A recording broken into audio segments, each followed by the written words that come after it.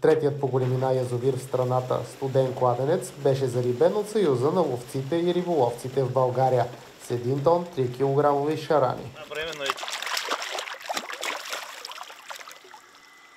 Зарибителните кампании са инвестиция в риболова, те след това са инвестиция в цялото биоразнообразие на един водоем, както са инвестиции в нашите деца, които също тръгват по този път, по който и ние сме минали. Условията за зарибяването бяха отлични. Температурата бе около 5 градуса по Целзий, а водата хладка, което се оказа благоприятно за над 350 шарана. Времето не е случайно подбрано. В момента температурата на водата е сравнително ниска, рибата не се храни активно, което ще даде възможност на новоразселените в язовира риби да се адаптират към новата среда и да не бъдат толкова лесна плячка за любителите риболовци. От друга страна, риби с такъв размер не са и лесна плячка за големите хищници, които обитават акваторията на язовир Студен кладенец, тъй като тук има големи сомове, има големи бели риби. Така че, ако се пусне по-малък зарибител, много голяма част от него става жертва на хищника. На трето място, голяма част от рибите ще хвърлят хайверци още през тази пролет, което на практика ще увеличи драстично ефекта от това зарибяване.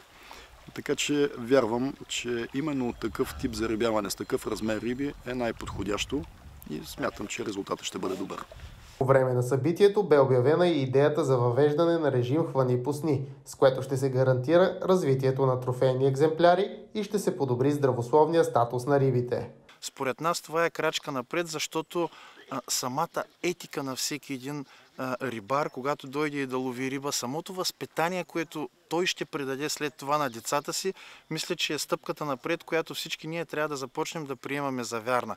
Обхватът на режима предвижда да бъде въведен в района, започващ от язовирната стена в посока запад, преминавайки през местността Дарец, Ловен дом и завършващ при Боюк дере, намиращо се при устието на река Нановица.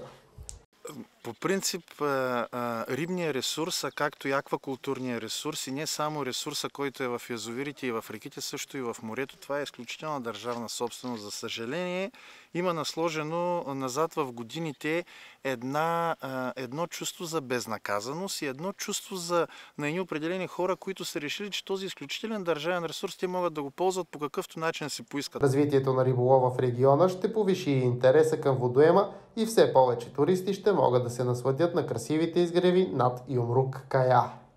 Една чудесна инициатива. Ние като община Момчилград приветстваме тази инициатива. Този район е много уникално красив. Трябва повече такива мероприятия, за да може да се рекламира, защото приоритет и за нас, и за ловното стопанство този район да се развива и да привличаме все повече туристи. И това чрез активни такива мероприятия може да се подобри. Ние благодарим и на колегите, които са организирали това мероприятие и се надяваме това да се превърне в традиция. В същото време любителите риболовци, които предпочитат и биха желали да осъществяват улов на риба на територията на язовир Студен кладенец, така или иначе рибата, която е разселена, тя не може да бъде ограничена в движението си в водния обект. И това ще бъде от полза на абсолютно всички любители риболовци, които желаят да посетят язовир Студен кладенец и да заметнат с въдицата в него. През февруари ще бъде обявено и общественото обсъждане на предложението за въвеждане на режима хвани-пусни.